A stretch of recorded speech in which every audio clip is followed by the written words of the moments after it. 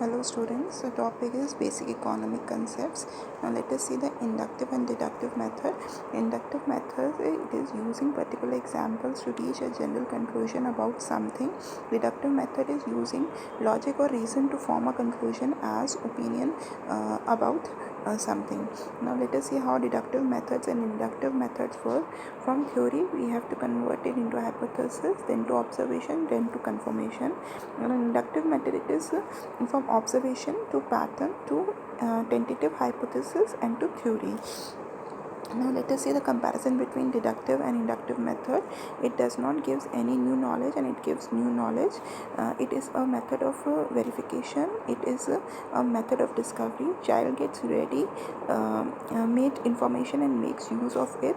And in inductive, it is child acquires first hand knowledge and information by actual observation.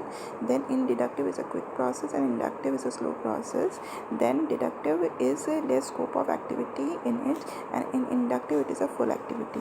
Now let us see what is static and dynamic economics. Dynamic economics, it changes in an economic system over time, particularly those reflected in the behavior of markets, businesses and the general economy.